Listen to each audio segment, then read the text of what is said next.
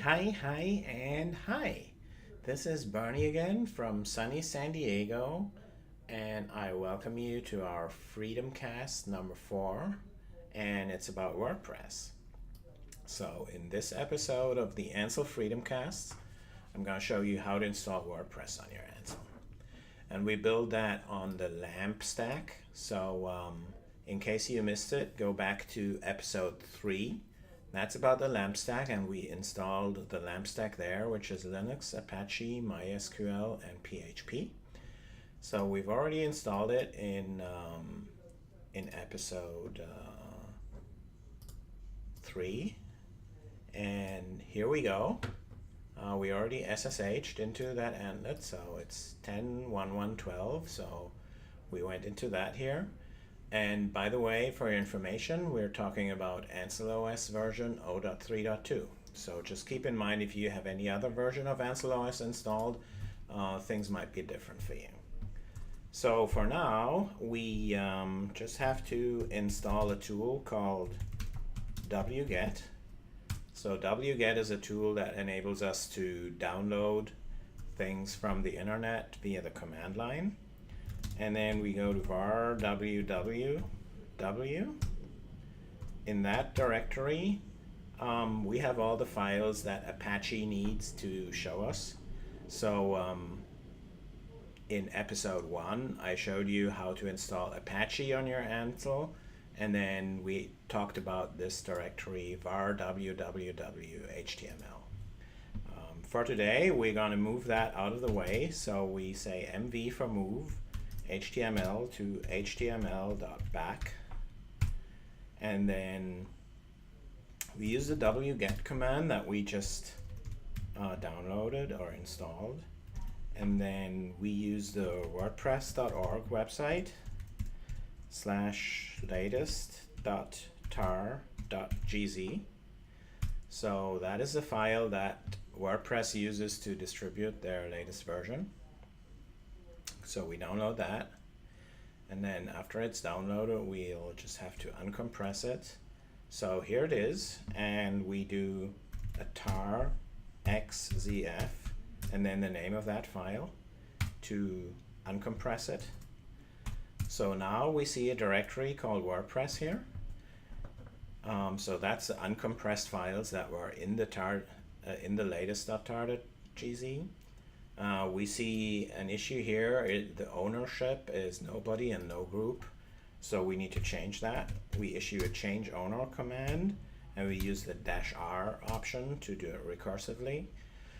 And then we change it to www.data and WordPress. So, it's got to be change own, not change one, right? Okay, change own. So this is the command. All right. So now it's owned by www.data.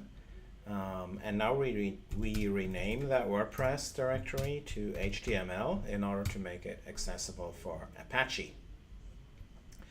So what we need to do now is create the WordPress database. So we use the MySQL command, -p for password, and it asks me for the password. We enter the password that we chose when we installed MySQL. So in episode 3, when I showed you how to install the LAMP stack, we also installed MySQL, and we picked a password for MySQL.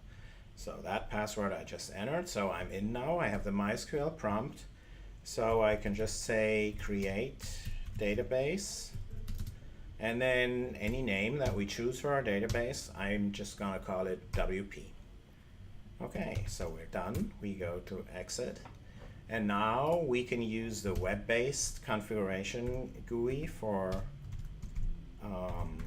WordPress. So we just go to http antlet12.local /wp-admin /install.php.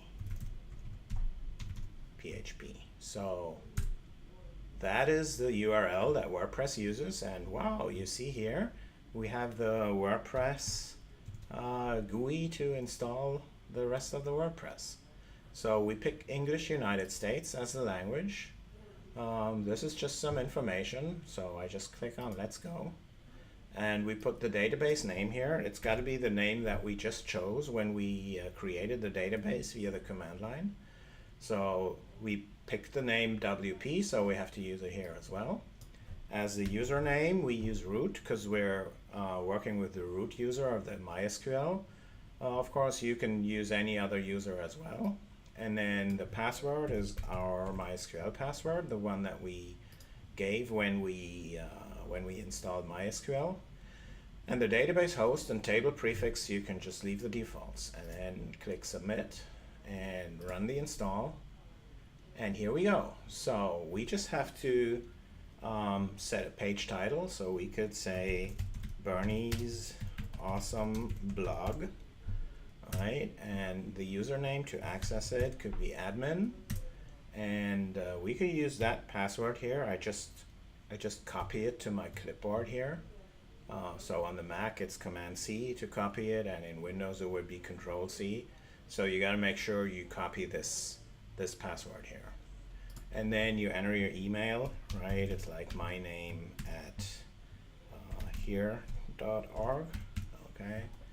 And then we discourage search engines from indexing this site, so we don't want to see it in Google search results, right? And then we say install WordPress, and hey, we're done. WordPress has been installed. Thank you and enjoy. All right, so now we can log in. We use the username that we just picked. It was admin, and we use the password that we copied into our clipboard. We can click on Remember Me, and we can log in now. Okay.